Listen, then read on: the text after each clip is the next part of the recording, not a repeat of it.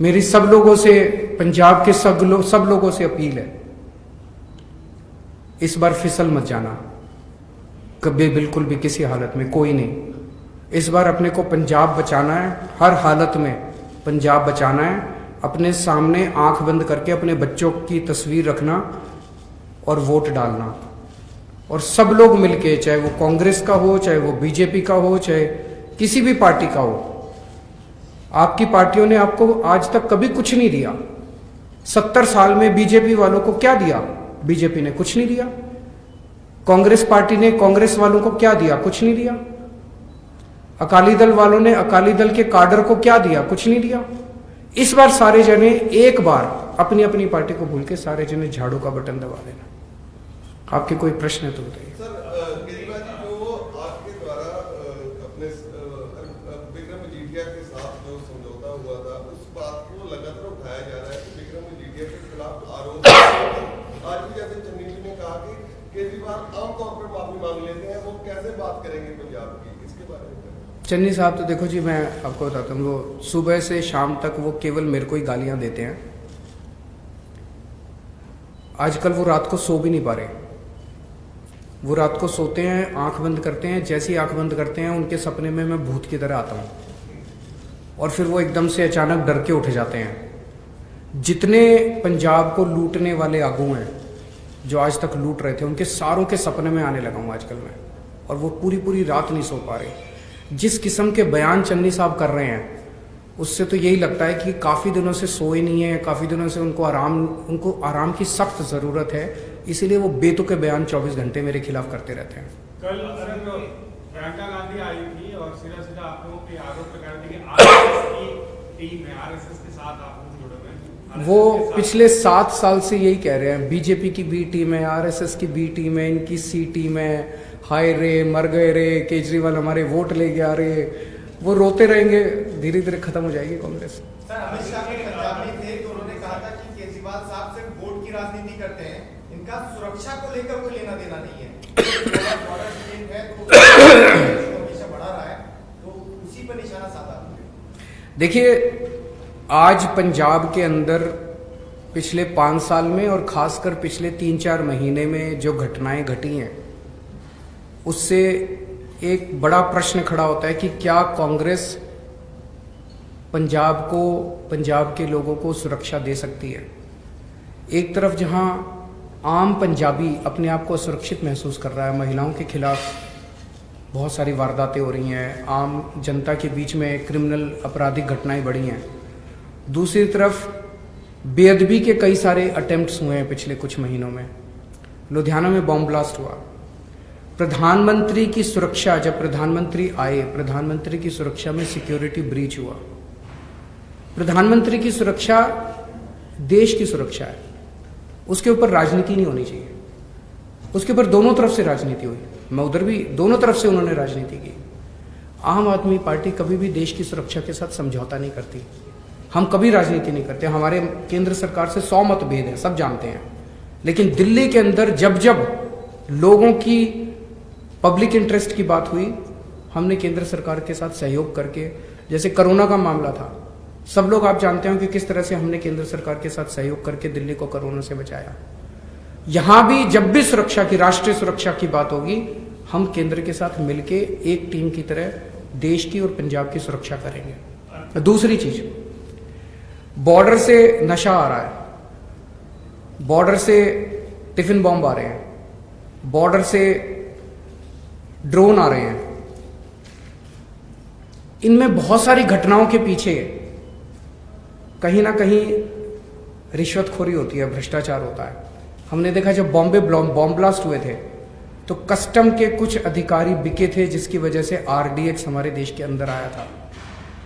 यहां भी कहीं ना कहीं भ्रष्टाचार होता है, जिसकी वजह से नशा एंटर करता है पंजाब के अंदर, जिसकी वजह से ये सारी चीजें एंटर करती है। आम आदमी पार्टी अकेली कट्टर ईमानदार पार्टी है। ईमानदार पार्टी आएगी तो नशा आना बंद होगा और बॉर्डर सुरक्षित होगा। एक मिनट,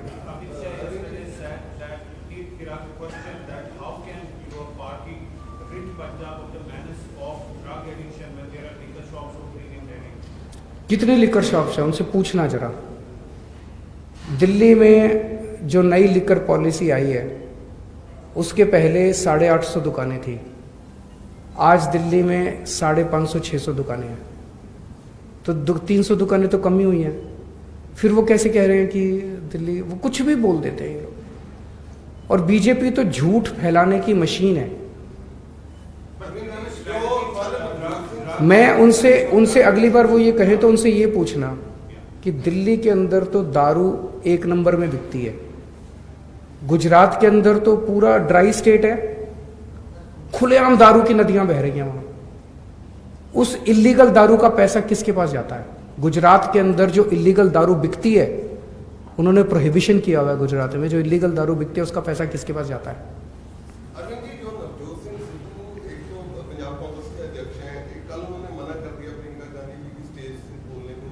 सेकंड, वो पंजाब में प्रचार नहीं कर रहे, अपनी कॉन्स्टिट्यूएंसी में किस तरह देखते हैं कि नवजोत सिद्धू फिर नाराज होंगे क्या, किस तरह? देखिए, पूरी कांग्रेस पार्टी सर्कस बनी हुई है।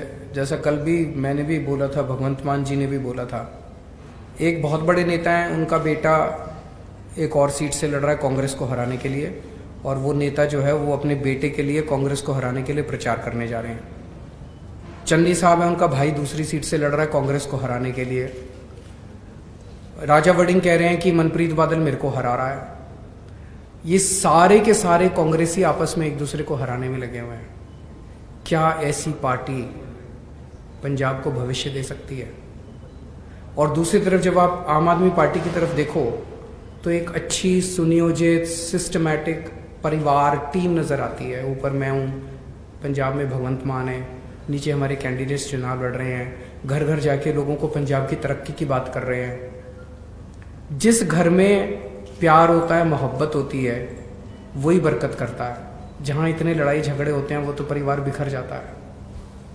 तो अरविंद जी, एक आखिरी सवाल, जिस तरह आरोप लगते हैं, अकाली दल ज्यादा ये कह रहा है कि दिल्ली से सरकार चलेगी, क्या पंजाब के लोगों को आप श्योरिटी दे सकते हैं कि अरविंद केजरीवाल का पंजाब की सरकार में कोई दखल नहीं होगा, जो फैसले होंगे पंजाब में ही होंगे?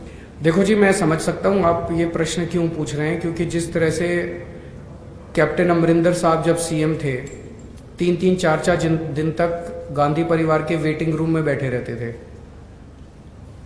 हफ्ते में 3-4 गेड़े तो उनके लग ही जाते थे दिल्ली के। कोई भी छोटे से छोटा निर्णय हो, वो दिल्ली उनको जाना पड़ता था हाईकमांड के पास। आज चन्नी साहब जो हैं, हफ्ते में 5-7 बार तो चले ही जाते हैं दिल्ली। सिद्धू साहब 24 घंटे दिल्ली बैठे रहते हैं। ये सारी कैबिनेट उनकी दिल्ली बैठी रहती है। पिछले 4 महीने में आप मेरे को ये बताओ, भगवंत मान कितनी बार दिल्ली आए? 2 बार। जब भी पंजाब का कोई मसला होता है, केजरीवाल पंजाब आता है। हमारी पार्टी के सारे निर्णय पंजाब में लिए जाते हैं। हमारी पार्टी पंजाब से चलती है, उनकी पार्टी दिल्ली से चलती है। लेकिन अब अगर हमने दिल्ली में स्कूल बनाए, अस्पताल बनाए, ये ठीक किए, बिजली ठीक की, ये हम तो चाहते हैं कि सारे देश के लोग इससे सीखें। अगर हमने स्कूल अच्छे कर दिए तो बीजेपी का कोई मुख्यमंत्री मुझे कह दे, हम उनको सिखा देंगे। कांग्रेस का कोई मुख्यमंत्री हमें कह दे, हम उनको सिखा देंगे। तो भगवंत मान तो हमारा ही है, उसको तो बताएंगे ही ना कैसे किए। वैसे भगवंत मान यहाँ जो अच्छे काम करेगा वो हम सीख के दिल्ली में करेंगे। देश की बात है वहां पे, पूरे देश में कहीं कोई किसी भी कोने में कोई अच्छा काम हो, सबको सीख के करना चाहिए। उसमें क्या बात है? सर आपने कल कहा था कि चन्नी दोनों विधानसभा क्षेत्रों से हार रहे हैं। उन्होंने कहा कि मेरा 3 महीने का काम इतना अच्छा था कि मैं दोनों हल्कों से 25,000 के मार्जिन से कम जीतूंगा। दोनों 3 महीने का काम तो सारे देख रहे हैं टीवी पे, कितनी नोटों की गड्डियां कैसे गिन रहे हैं लोग। तो वो तो लोगों ने देखा है कि ट्रांसफर पोस्टिंग में, रेता चोरी में इन्होंने सारे रिकॉर्ड तोड़ दिए। गिनीज बुक वाले कंसिडर कर रहे हैं भाई। इन्होंने तो 111 दिन में ही सारे पुराने रिकॉर्ड तोड़ दिए। Thank you.